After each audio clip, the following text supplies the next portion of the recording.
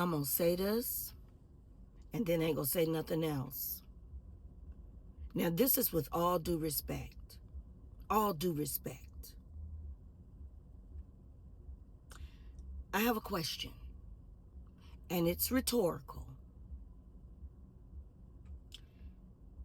Do you want to leave here like they did? What you talking about, Renee? I'm getting ready to tell you, baby.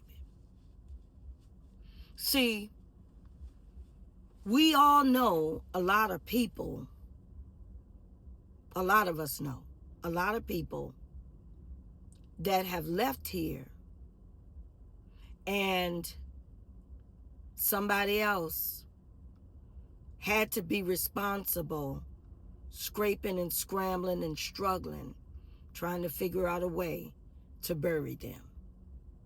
A lot of us know people like that. And unfortunately, a lot of those people are in our families. They were in our families. They could have been your mom, God forbid, your dad, God forbid, your grandparents, your sister, your brother, a cousin, uncle, aunt, huh? Do you want to leave here like they did? See, we're guaranteed one thing. One thing God promises us, and that is we're going to leave here. Life isn't even promised to you because you don't know day by day what's going to happen. So life isn't even promised to you. But one thing is, and that's leaving this world.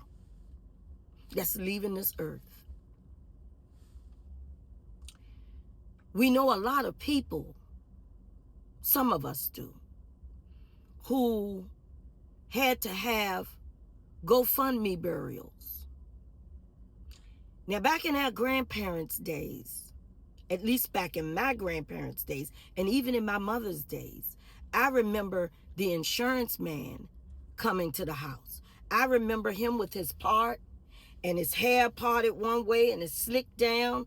And I remember him with his white shirt, because they had white shirts on, dress shirts on, and then their suits and their neckties. And they weren't the famous neckties and all the patterns and things that they are today. They won't fly. They always had that white shirt on and and their suit. And that little black necktie, or it might have been green once in a while if they were feeling froggy. But do you want to leave here like they did? You know the song, Papa was a rolling stone. All he left us was alone. Do you want to do that to your loved ones, to your family, to your children? Do you? Do you really? See, a lot of what we did in life is evidence of how it will look when we leave here.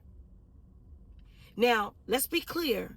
Some of us have failed. I know I have many times. Got back up, brushed myself off, and did it again.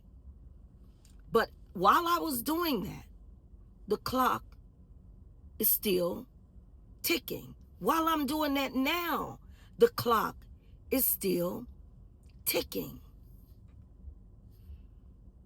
The last thing anybody with any common sense wants to do is to leave their babies here, struggling, scraping, begging, trying to figure out how they're going to bury you.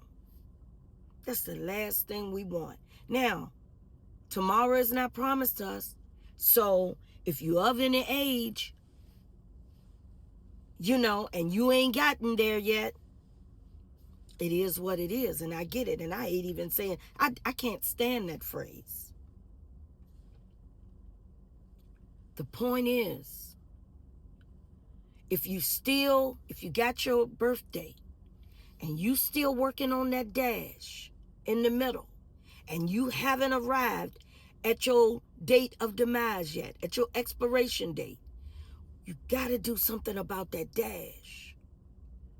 You got to. Especially knowing the clock is ticking. And it ain't about, oh, I don't want to leave nobody here, nothing here. The fighter, I used to hate that. I used to hate it when people said that. All you're doing is leaving something back here for somebody to fight over. No, you're not. That's not all you're doing. You're leaving your dignity back here. You're leaving your respect, your self-respect. You're leaving such an honor that nobody can take from you. Nobody can say that you left your babies here struggling and fighting and scratching and scraping and trying to figure things out. Nobody can say that about you. You leaving here with your head up high and your pride intact and your respect intact. That's what you're doing. You're not dragging out them having to plan your funeral so your body is laying cold in a funeral parlor or home until they figure things out. That's what you're not doing, baby. So don't say that. Do you want to leave here like they did? See, once again, I remember the insurance man coming to my grandma's house like clockwork. Like clockwork.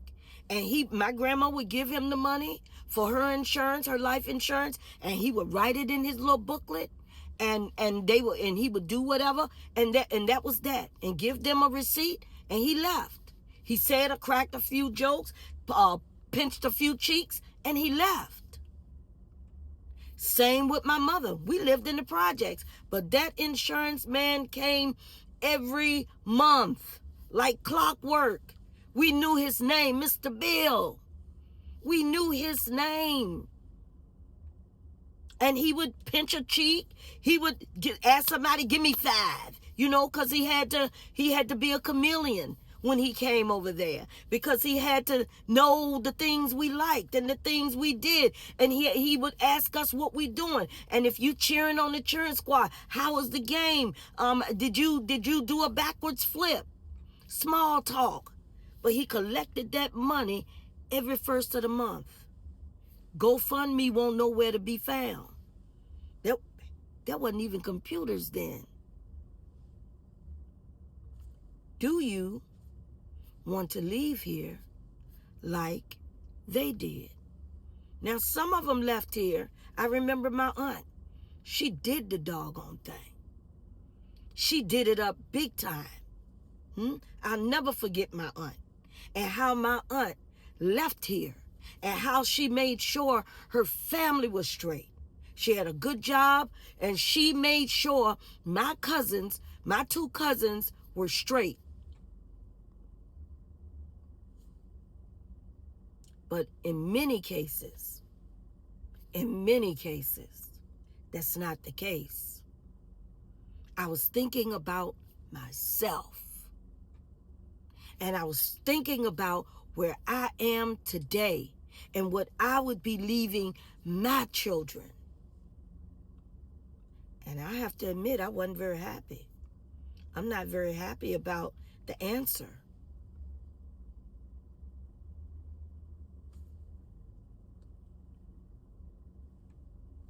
Work every day for the rest of your life to make sure you take care of the dash in the middle. Because once again, that dash in the middle will determine how it looks when it's all over. Okay? Have an amazing day.